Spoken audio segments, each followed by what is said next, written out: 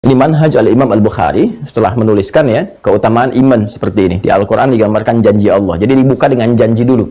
Ya, kitabul iman, kemudian babu dengan qaulun Nabi sallallahu alaihi wasallam, dengan babu hadza, bab ini menerangkan tentang sabda Nabi sallallahu alaihi wasallam, buniyal islamu ala khamsin. Ya, Islam dibangun atas 5 pokok. Kemarin sudah saya jelaskan, tadi sudah saya kuatkan.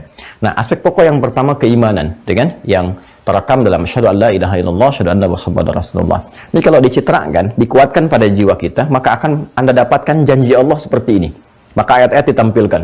Allah akan menambahkan petunjuk, kemudahan dalam berkehidupan, semakin dikuatkan imannya lagi, dibantu dalam setiap keadaan, ditolong kalau ada begini-begini dan sebagainya. Sudah selesai itu dikasih contoh, ini pembuktiannya.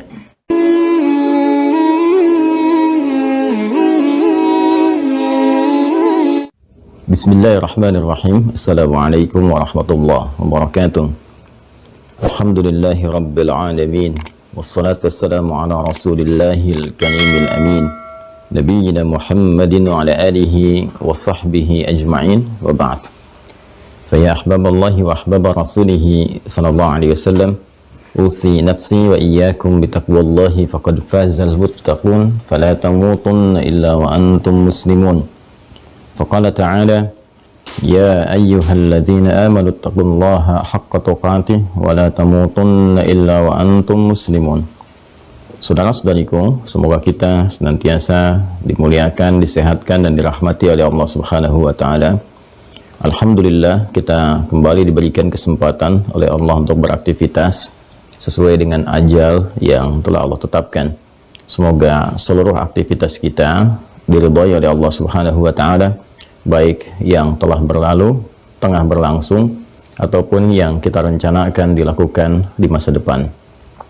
Kita bermohon kepada Allah semoga seluruh hamba Allah yang berkehidupan sampai detik ini, namun khususnya mereka belum beriman, dikuatkan jiwa dan lisan mereka untuk bersyahadat sebelum wafat kembali kepada Allah. Pun demikian dengan para pelaku maksiat, dan boleh jadi kita termasuk di antara mereka, diberikan kelembutan, kekuatan hidayah di dalam jiwa untuk mau bertobat dan memperbaiki alur kehidupan menjadi lebih baik, hayatan thayyibah, dan wafat dalam keadaan husnul khatimah insyaallah. Karena itu mari kita meniatkan seluruh amalan kita untuk mendapatkan ridha Allah Subhanahu wa taala, dan di antara cara terbaik menjadikan amal kita lebih berkualitas adalah menopang dengan landasan pengetahuan yang kokoh. Alhamdulillah, kita awali dengan pembahasan ilmu akidah, dan lebih dari itu kita telah menyelesaikan pokok-pokok pembahasan di bab akidah ini, khususnya terkait dengan 6 pokok dikenal dengan rukun iman. Simpulnya disebut dengan akidah, yang diharapkan dengan simpul-simpul ini yang mengakar kuat di dalam jiwa dapat menghadirkan keyakinan paripurna tanpa ragu sedikit pun, dan menumbuhkan bangunan-bangunan megah berupa amal saleh yang dirahmati dan diridhai oleh Allah Subhanahu wa taala.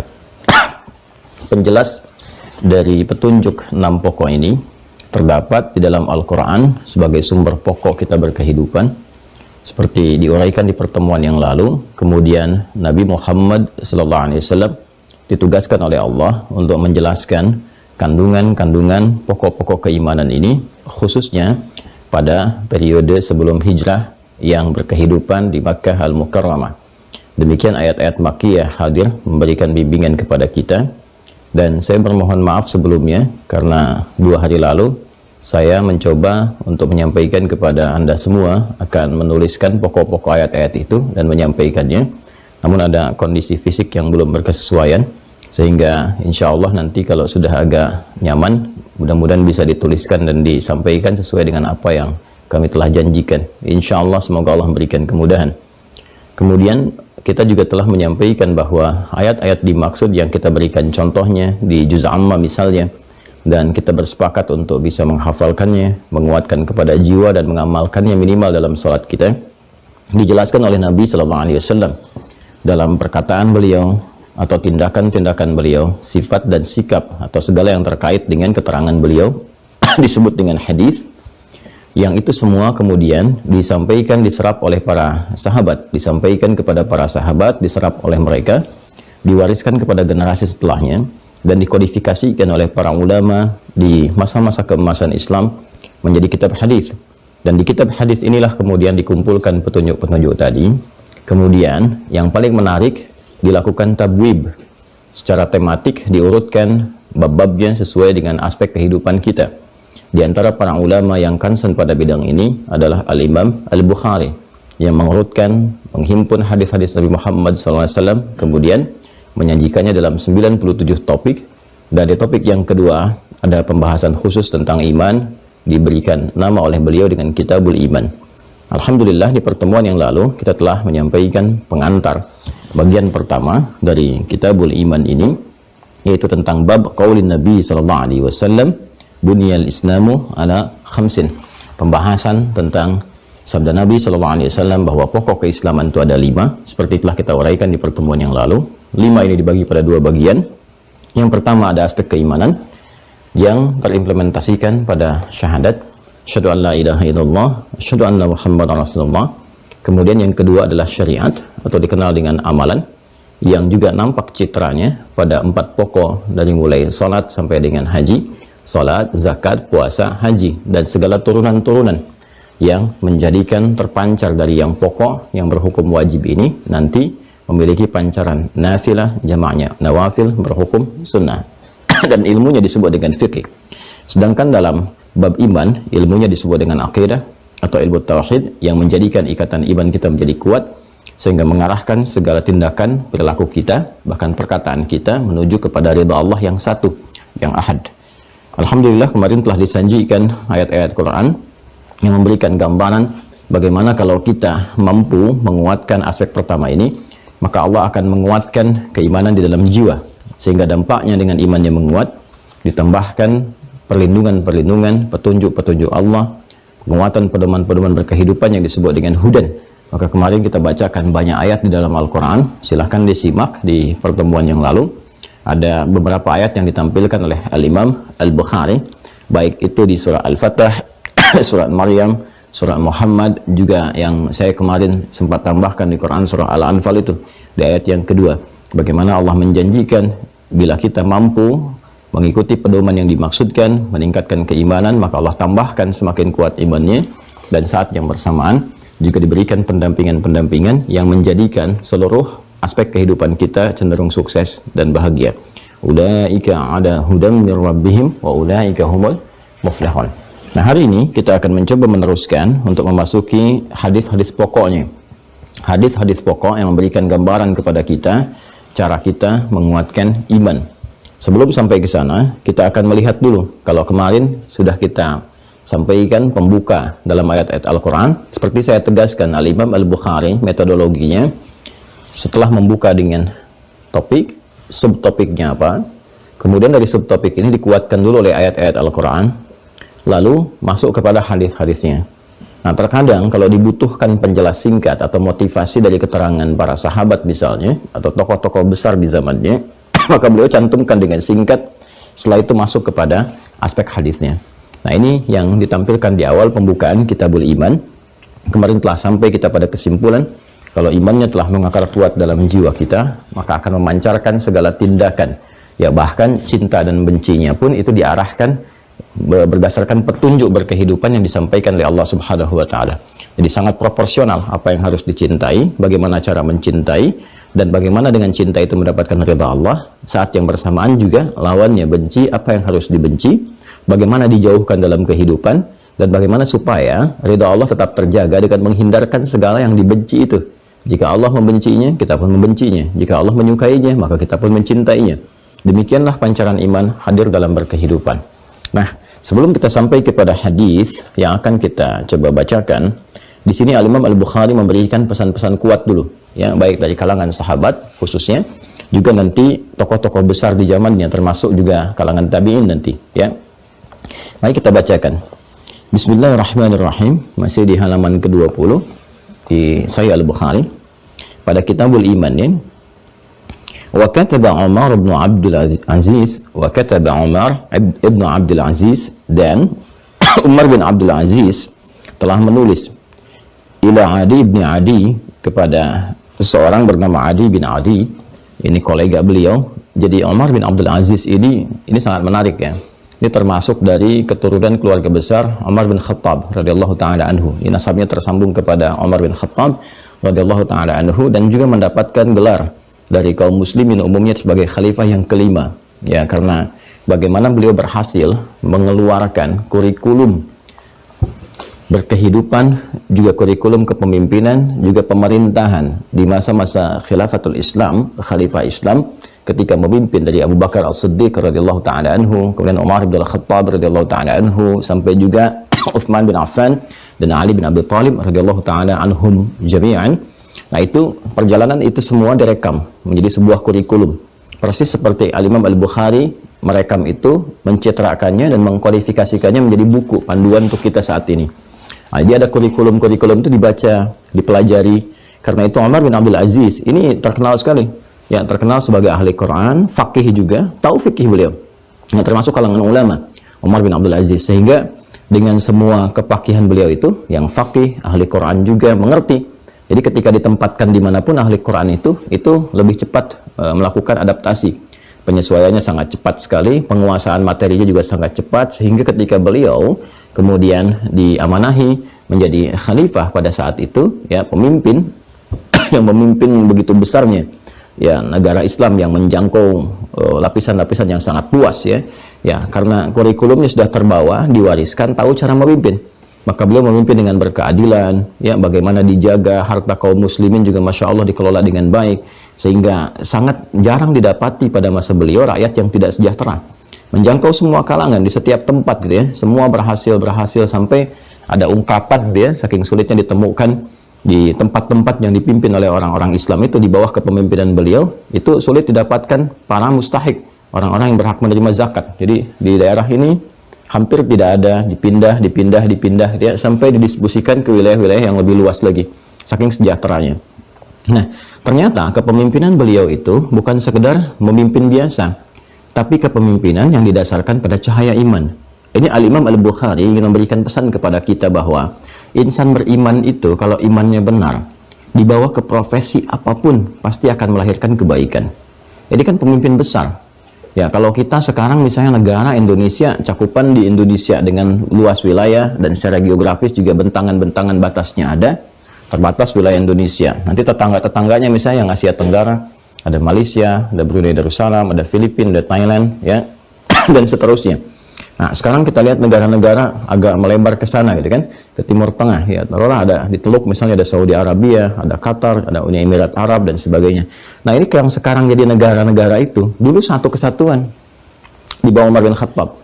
Bahkan kalau kita juga mau geser sedikit, nanti kalau kita mau teruskan gitu kan, diurutkan itu Afrika Utara pun, bahkan Yaman gitu ya, sampai ke Yaman, sampai ke Afrika Utara, ke Syam, itu satu kesatuan, satu wilayah besar.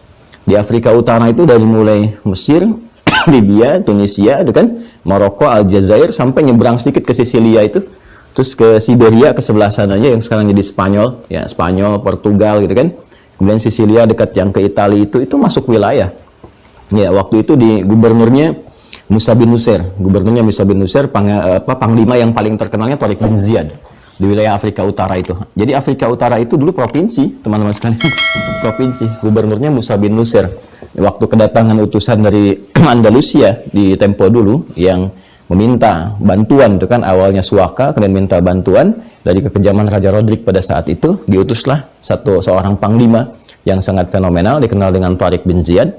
Ya, kemudian Tariq bin Ziyad ini diutus ke sana membawa 10.000 pasukan untuk membantu Fatah kan.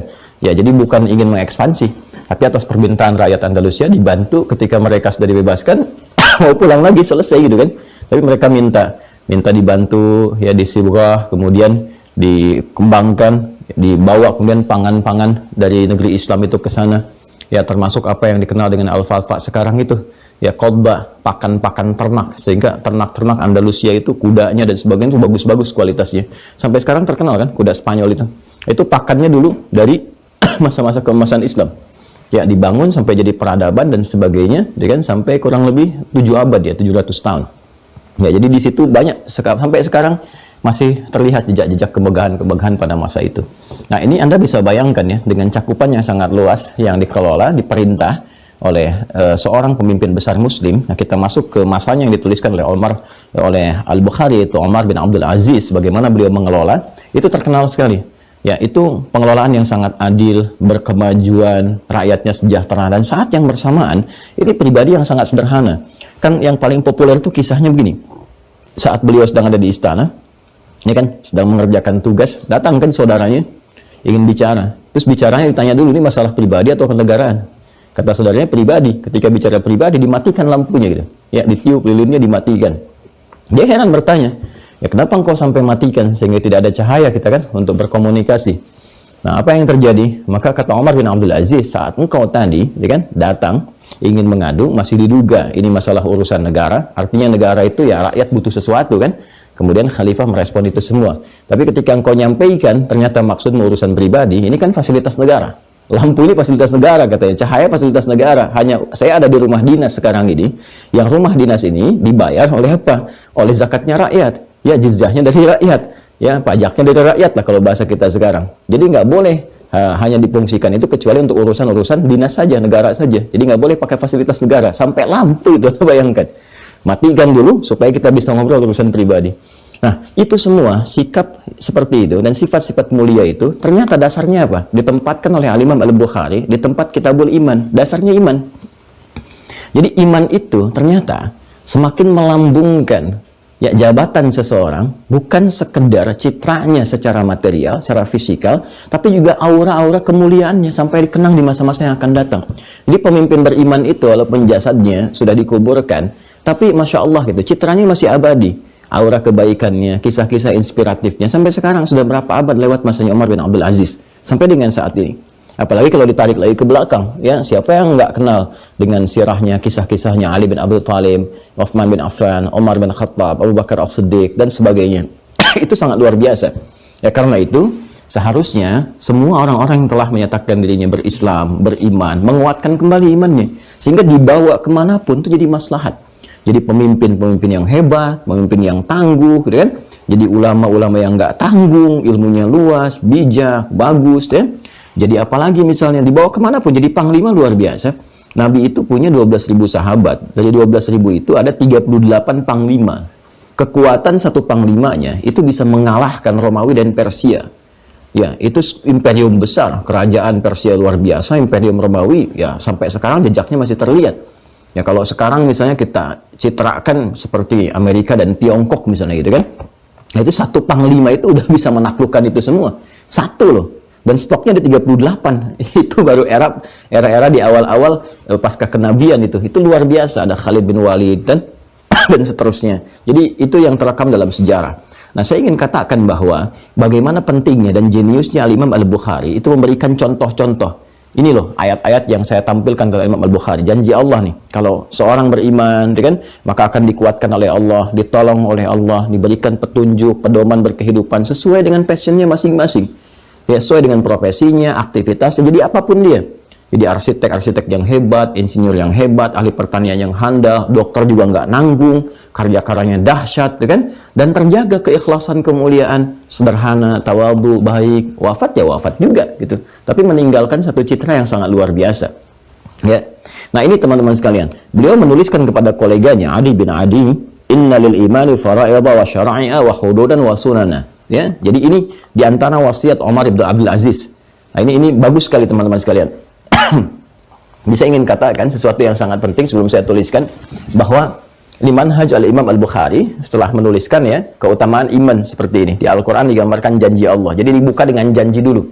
Ya, Kitabul Iman, kemudian babu dengan qaulun Nabi sallallahu alaihi wasallam, dengan babu hadza, bab ini menerangkan tentang sabda Nabi sallallahu alaihi wasallam, buniyal Islamu ala khamsin. Ya, Islam dibangun atas 5 pokok. Kemarin sudah saya jelaskan, tadi sudah saya kuatkan.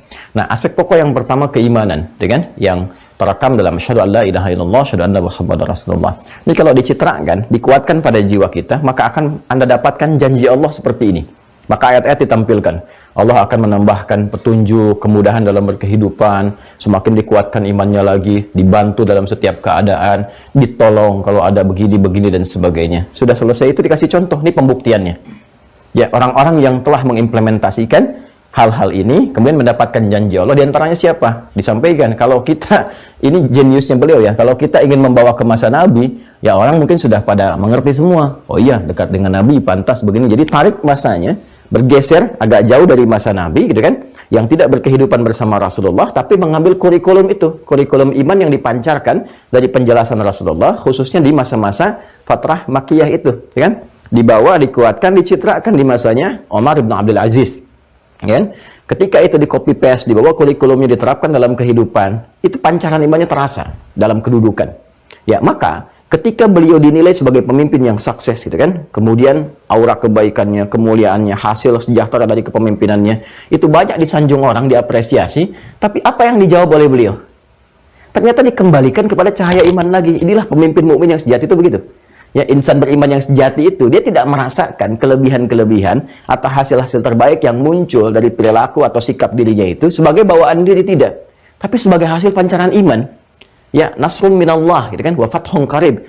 Semua pertolongan dari Allah. Sehingga semua kebaikan terbuka dengan cepat. Itu gambarannya. Jadi ini yang beliau sampaikan pada koleganya Adi bin Adi, bahwa innalil imani, dan fara'idha. Beliau menerangkan tentang esensi iman itu, sungguh iman itu memiliki fara'idha wa syara'i'ah, kewajiban-kewajiban, jalan-jalan syariat-syariat, wa hududa wa sunana, kan, batasan-batasan dan jalan-jalan yang harus diikuti. Jadi seakan-akan memberikan kesan seperti ini, kamu kalau misalnya mau jadi orang yang lebih hebat daripada saya, gitu kan, yang kamu terlihat sekarang dan sebagainya lebih baik, atau pribadi yang dinilai baik oleh Allah, maka kuatkan imanmu. Sedangkan implementasi iman itu bukan sekedar kita merasakan beriman atau mengatakan saya mukmin, tidak. Akan nampak pada apa? Fara'idha. Karena innalil imani fara'idha wa syara'i'ah wa hududa wa sunana, gitu kan? Innalil imani, ini wasiatnya Umar bin Abdul Aziz, ya. Ayo teman-teman, kalau mau jadi orang hebat atau ingin mendidik anak-anaknya jadi anak-anak yang hebat, ya, mau jadi apapun dia. Jadi cara berpikirnya sekarang bukan ingin menjadi apa lagi, tapi ingin membuat apa di masa depan. Ya, sehingga dengan membuat itu mengkreasikan sesuatu dan terjadi sesuatu inspirasi bagi generasi yang akan datang untuk meniru, ya kan? Atau menyempurnakannya. Nah, ini pokok kekuatan terbaiknya dari sini, dari iman. Nah, kata Umar bin Abdul Aziz, kalau kamu ingin jadi orang hebat, kuatkan imanmu sehingga terjadi konektivitas dengan Allah. Sedangkan Allah kan maha segalanya. Wallahu ala kulli syai'in qadir.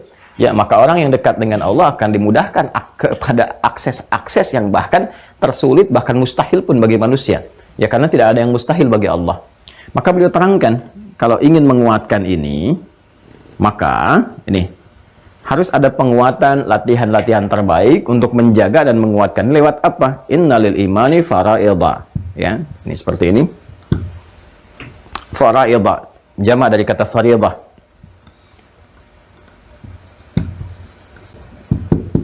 Kan? Yang juga senafas dengan kewajiban-kewajiban. Ya. Sudah, kemudian wasyara'i'ah. Ya, syara'i'ah. Jama' dari kata syariat. Ya. Kemudian wa hududa, batasan-batasan. Ya kan?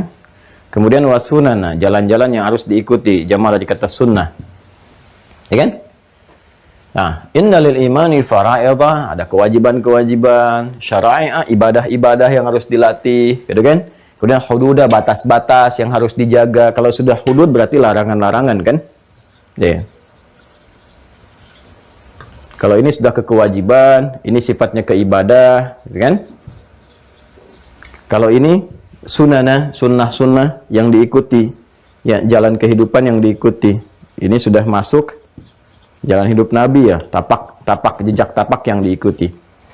Jadi, kalau kita mau menguatkan iman kita ini, secara bahasa singkatnya, ayo kewajiban-kewajiban yang telah Allah tetapkan itu jaga betul.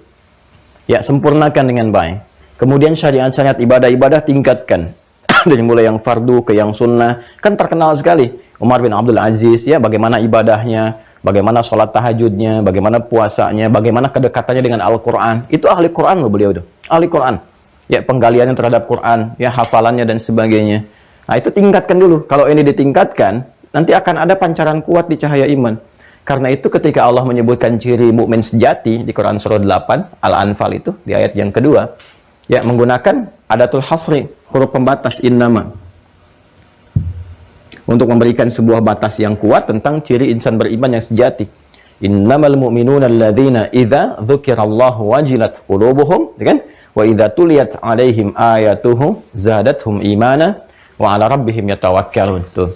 Sungguh ciri insan beriman yang sejati itu kalau diperdengarkan nama Allah ada getaran dalam hatinya. Jadi jangankan mengerjakan ibadah nih, baru dengar panggilannya aja sudah memberikan jejak kepada jiwanya.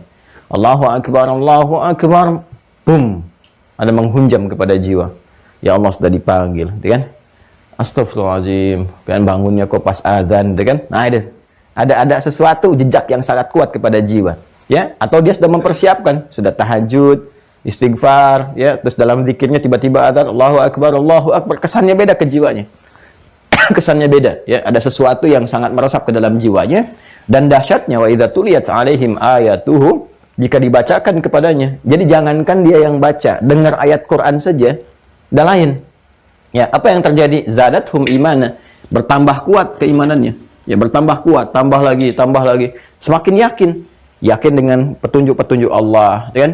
Yakin dengan hukum-hukum Allah, yakin dengan janji Allah, dengan semua simpul-simpul 6 itu semakin menguat pada jiwanya. Itu baru dengar Quran.